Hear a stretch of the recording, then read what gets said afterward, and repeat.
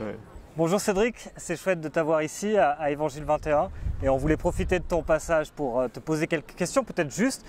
Donc tu es professeur de Nouveau Testament à la faculté de Vaux-sur-Seine. Peut-être que tu peux nous en dire plus sur ton parcours, quelques mots pour te présenter? Oui, alors Cédric. Le nom de famille c'est Eugène, hein, c'est pas le prénom, c'est le nom de famille. Je viens d'une famille catholique non pratiquante à l'origine et puis le Seigneur a permis sur mon parcours qu'il y ait plusieurs événements qui à un moment donné m'ont amené à me poser la question du sens de ma vie, quoi.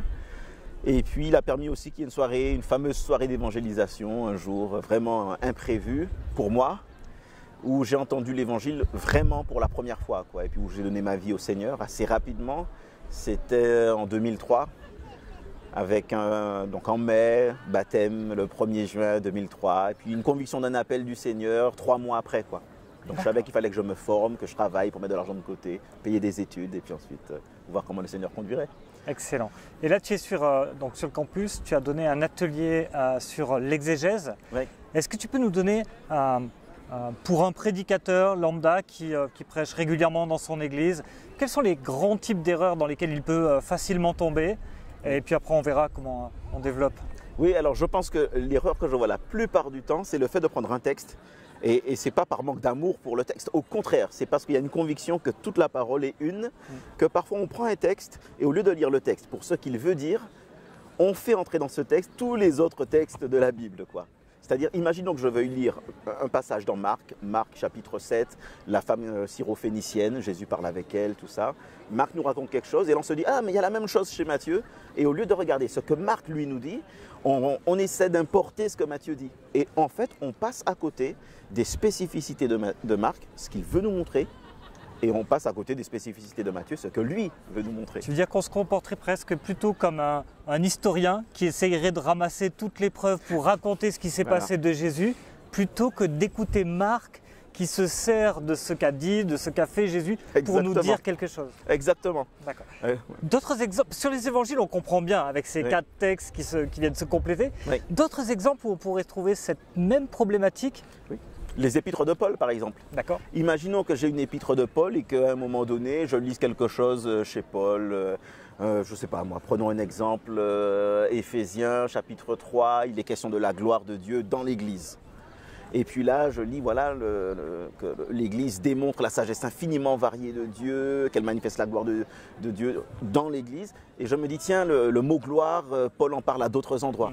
Et je me dis, pour comprendre la gloire ici, il faut que je vois ce qu'il dit de la gloire autre part, enfin partout. Et ensuite, j'importe pour lire le passage. Peut-être que ce n'est pas ce qu'il faut faire. Peut-être qu'il faut qu'on cherche à savoir ce mot gloire-là dans l'épître aux Éphésiens, ce que ça signifie. Et puis ensuite, on peut élargir pour voir dans d'autres lettres. Mais d'abord, Éphésiens pour Éphésiens. D'accord. Quel autre type d'erreur on peut faire encore? Alors, les autres erreurs très fréquentes, ce sont des erreurs plutôt de linguistique. Au niveau des mots, par exemple. Il y a cette erreur qui consiste à utiliser le grec, par exemple, quand il n'y a pas besoin de dire un mot en grec. C'est-à-dire qu'on prêche, et peut-être que c'est par manque d'assurance. Hein, on veut vraiment s'inscrire dans le rôle du prédicateur et montrer qu'on a fait le job, peut-être. On a travaillé, ce qui est une bonne chose. Et donc, parfois, on peut être tenté de dire un mot grec, mais bon, ça n'apporte rien en fait, ni à la réflexion, ni au cheminement, ni à l'édification. Puis les mots, c'est un peu élastique. Si je te traite d'arrosoir, ça ne veut pas dire grand-chose, mais tu comprends que ce n'est pas un compliment. Voilà, exactement. Pas besoin d'une grande exégèse du mot. Et donc là, il y a aussi le souci, parfois, toujours avec les mots, de l'étymologie. Parfois, on lit un texte, on cherche à comprendre un mot et on se dit, pour comprendre le mot, il faut lire son étymologie et puis lors de la prédication dire voilà le mot vient de telle et telle origine, il est composé de ceci et cela, ce qui signifie ceci et cela. En fait le problème c'est que quand on parle, par exemple toi et moi on parle, on utilise des mots avec le sens qu'ils ont aujourd'hui. On n'utilise pas les mots avec le sens qu'ils avaient il y a 100 ans. Alors ça pose la question inverse, est-ce que des fois en lisant les textes de nos Bibles qui sont écrits avec des mots aujourd'hui, on peut passer à côté du sens d'antan? Oui, je le pense. Et comment on sait si on est en train de déraper à droite ou à gauche? Qu'est-ce qui peut nous aider? Est-ce que tu as des outils Oui, alors d'abord je crois que les comités de traduction font un bon travail. Excellent. franchement. Ils font un bon travail. Et ce qui est intéressant, c'est d'avoir par exemple 2 types de Bibles. Une Bible avec une traduction d'équivalence formelle, c'est-à-dire un peu littérale, qui cherche à rendre du mot à mot tout en gardant du sens. Tu penserais par exemple à la NBS? Ben oui, une NBS, même une S21. Ou une S21, ou une John Nelson Darby peut-être. Alors Très la Darby, formelle. elle est très formelle D'accord. et elle peut être intéressante si on veut voir des répétitions. Oui. Parce que c'est ce qu'il y a de fort avec les Bibles littérales. Quand il y a un mot dans le grec, on utilise tout le temps le même mot en français. Donc ça permet de voir des répétitions. Puis ça permet de découvrir des vieux mots. Et de découvrir des vieux mots. Et maintenant, la Bible à équivalence dynamique, elle cherche à rendre le sens pour le public d'aujourd'hui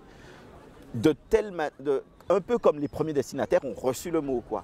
Donc quand on a les 2 lectures en même temps, il me semble qu'on peut arriver assez près de ce qu'il y a à comprendre réellement derrière le terme. Mais après, il y a des outils, il y a des dictionnaires. Il y a des dictionnaires bibliques, il y a des dictionnaires de théologie biblique, il y a des dictionnaires où on peut regarder ce que le mot signifie dans un livre ou dans un corpus, pour un auteur, dans son corpus, ou bien dans l'ensemble de la révélation, quoi. Allez, sans faire vraiment de pub, un dictionnaire que tu recommanderais pour prêcher sur le Nouveau Testament, plutôt. Ouais. Alors, un dictionnaire que je pourrais recommander, par exemple, ce serait le dictionnaire de théologie biblique. D'accord. Hein, le dictionnaire de théologie biblique, il me semble être bien.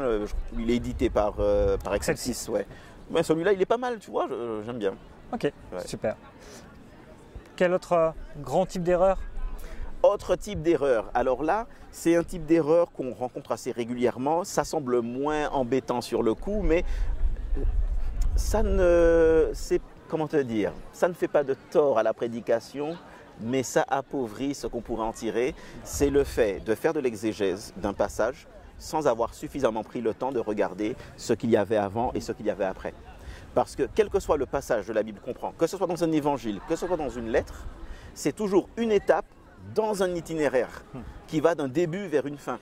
Et le passage qu'on est en train de regarder, c'est une étape.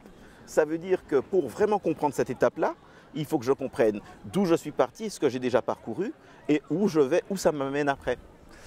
Quand tu me parles comme ça, j'ai des fois aussi cet écho de cette œuvre d'art qu'on est en train de regarder, et puis on est en train de s'émerveiller des couleurs, et puis il y a quelqu'un à côté de nous qui est en train de nous expliquer ce que pensait l'artiste, qui décode. Ouais. Où sont les limites de décoder les structures? Qu'est-ce qui nous guide? Quand est-ce que je suis vraiment en sécurité dans ce que je dis? Et quand est-ce que ça devient fragile et où moi j'ai importé beaucoup de choses qui ne venaient pas du tout de l'auteur en fait? Ouais. Je pense que là, il y a une part des limites qu'on perçoit de mieux en mieux avec la maturité. D'accord. C'est-à-dire qu'il y a des... Alors quand même, il y a des éléments, même lorsqu'on est tout jeune dans la foi, si on prend un texte, et prenons un miracle, on a un récit de miracle. Allez, on a un récit de miracle et on se dit, tiens, Jésus a fait un miracle. D'accord, mais si on croit que c'est le miracle pour le miracle simplement, on passe à côté de quelque chose. Là, on a besoin de comprendre assez rapidement que dans les l'évangile miracles... de Jean, on va souvent avoir une explication du miracle juste derrière. Donc c'est une illustration. Donc on a besoin de principes herméneutiques en fait, pour comprendre que ce qu'on dit d'un texte doit être cohérent avec l'ensemble. Si ce n'est pas cohérent, ben, ce n'est pas le texte qui a un problème, c'est peut-être la manière dont on a interprété. On est peut-être allé trop loin. Ou si on fait trop de psychologie quand on étudie le texte, c'est-à-dire on imagine voilà, ce qui se passe dans la vie d'Abraham. Abraham a dû ressentir ceci, il a dû ressentir cela, il a dû se dire ceci. Ben, peut-être pas. Donc il faut réaliser à quel moment on est affirmatif. On est sauvé par la foi seule, on est affirmatif. Il n'y a pas d'ambiguïté possible. Par le Christ, on est affirmatif. Mais il y a certaines interprétations où il n'y a pas un élément explicite du texte. Et comment tu articules le fait de dire je lis la Bible avec des règles de l'herméneutique et je lis la Bible avec l'esprit? Comment les deux s'articulent pour me conduire? Oui, je n'ai pas de recette miracle, mais voilà ce que je fais en tout cas. Et ce que je pense qu'il est pas mal de faire. Je crois qu'il n'y a pas d'exégèse possible sans prière. Ça veut dire que l'exégèse, ce n'est pas juste l'application d'une méthode. On peut très bien appliquer la méthode et aboutir à un résultat faux pour la simple et bonne raison que je suis convaincu qu'on ne peut pas sonder l'Esprit de Dieu, mais l'Esprit de Dieu peut nous révéler les profondeurs de la pensée de Dieu.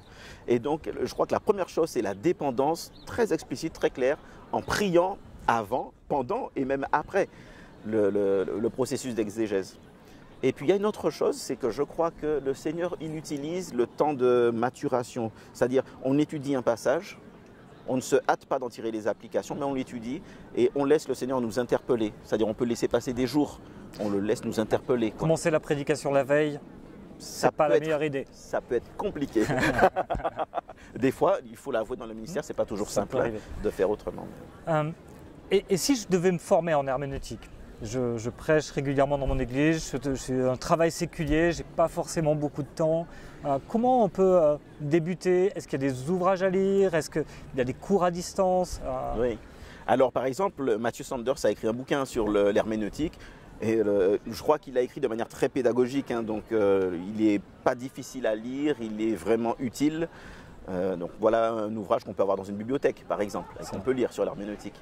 Et puis après, il y a des cours, ce ne sont pas toujours des cours d'interprétation, c'est-à-dire d'herméneutique. Ce ne sont pas toujours des cours d'exégèse, mais ce sont des cours où on voit quand même la méthode mise en œuvre. Donc parfois, ce sont des cours dans des instituts, dans des facultés, où on n'a pas l'explication tout le temps de la méthode. Je parle de cours en ligne, mais où on a la mise en œuvre et on peut observer et de tirer les règles. Puis après, dans les instituts sur place et dans les facultés, très souvent, on a des cours d'exégèse, de démarche exégétique. Est-ce qu'on a loupé des grands domaines d'erreur ou est-ce qu'on a couvert à peu près le sujet? Alors, je dois te dire que nous sommes très créatifs en matière d'erreur, donc c'est clair qu'on n'a pas tout couvert. Je ne sais pas si on pourrait tout couvrir. Mais les domaines, oui, je dirais que si on regarde le texte, on a d'abord le texte, on part du plus large par exemple. On part du plus large, c'est l'œuvre et donc le contexte littéraire. Il y a des malentendus à ce niveau-là, donc il faut regarder le contexte. Ensuite, on resserre, on arrive au passage lui-même, les malentendus, ça peut être au niveau du texte, c'est-à-dire que j'interprète par exemple Matthieu par Marc ou Marc par Matthieu. Et puis ensuite, on peut resserrer encore, on arrive à l'échelle de la phrase. Et les malentendus, là, ça peut être la mauvaise manière de faire les liens logiques, chronologiques. Puis après, on peut arriver aux mots. Et là, on a les erreurs sur l'étymologie, les choses comme ça, quoi. Donc là, c'est les grands domaines, c'est presque les échelles du texte. À chaque échelle, son erreur. Exactement. Eh bien, merci beaucoup, Cédric. Avec plaisir. On prie pour la suite de ton ministère. Amen. Et on te remercie vraiment de ton passage parmi nous. Avec joie. À très bientôt. Oui, avec plaisir.